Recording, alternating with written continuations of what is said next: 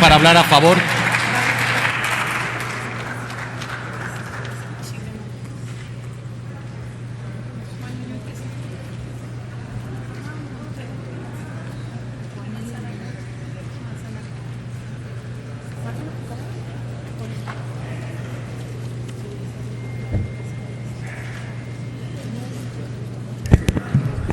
Gracias, presidente.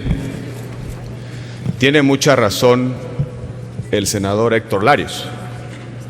Debimos haber discutido el transitorio de la Ley Orgánica del Poder Judicial de la Federación que regula el método de escalonamiento del Tribunal Electoral de su Sala Superior hace mucho tiempo, porque desde que se expidió por este Congreso de la Unión es francamente inconstitucional. Y es francamente inconstitucional porque viola un principio fundamental del funcionamiento de los tribunales, de los órganos jurisdiccionales, que es el de la independencia judicial y específicamente de las garantías de estabilidad y de seguridad de sus integrantes.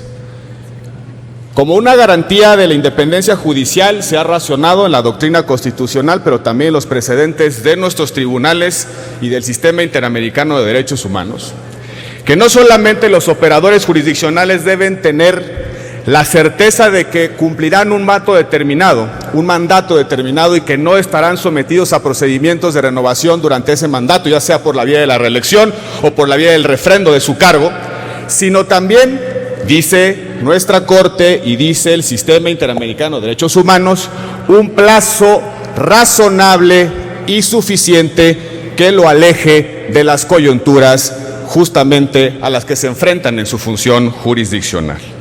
Voy a leer textualmente un precedente del Sistema Interamericano de Derechos Humanos. La duración del encargo de un operador de justicia constituye un elemento esencial de su independencia. El nombramiento para mandatos de cortes, cuya duración es baja, debilita el sistema de justicia en su conjunto porque afecta a la independencia y el desarrollo profesional. Este no es el razonamiento del dictamen, no es la exposición de motivos de la iniciativa, es un precedente sobre los principios de la independencia judicial que, por cierto, en razón de nuestra pertenencia al Sistema Interamericano de Derechos Humanos, nos vinculan y vinculan también a este Parlamento. Lo que estamos resolviendo es una grave deficiencia técnica en la construcción de la regla de escalonamiento. En lugar de haber hecho el escalonamiento de la Sala Superior de la misma manera en que hicimos el escalonamiento de la Suprema Corte de Justicia de la Nación, no tendríamos este debate, ni tampoco estaría en riesgo la independencia de la Sala Superior. ¿Por qué? Porque la reforma de 2007, que introdujo la regla de escalonamiento en el caso de la Sala Superior, es reflejo de otra reforma precedente, la reforma de 1994, que fortaleció al Poder Judicial de la Federación, que le otorgó a la Suprema Corte de Justicia de la Nación facultades de Tribunal Constitucional y que, en efecto, como ya decía, introdujo la regla del escalonamiento. Nada más que en esa reforma, la de 94, en el propio transitorio constitucional se definió el régimen de escalonamiento. Esa fue la razón por la cual 3 ministros de la Corte, en lugar de durar 3 años, como aquí se pretende o se pretendía en el transitorio anterior, duraron 21 años 3 ministros de la Corte. En aquella discusión a nadie se le ocurrió hacer ministros por 3 años.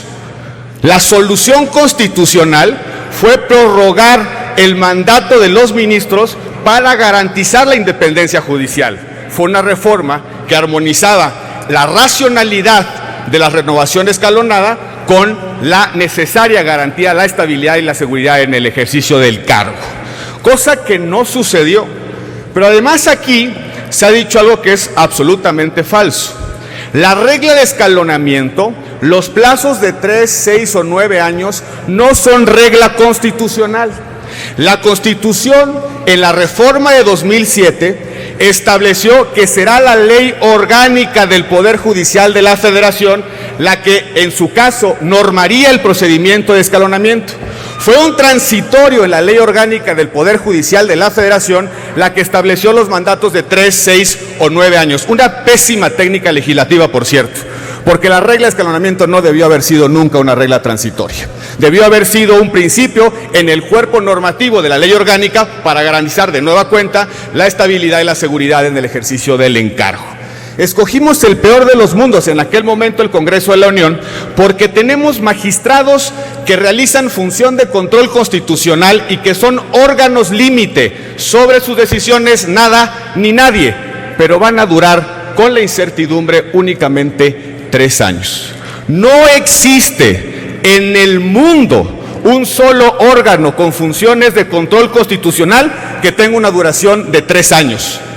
No existe uno solo, ni tampoco aquellos, mucho menos aquellos que han tenido un régimen de transición hacia la regla de escalonamiento. La constante en la doctrina constitucional ha sido todo lo contrario, la prorrogación del mandato, como sucedió en la reforma del 94 con la Suprema Corte de Justicia de la Nación.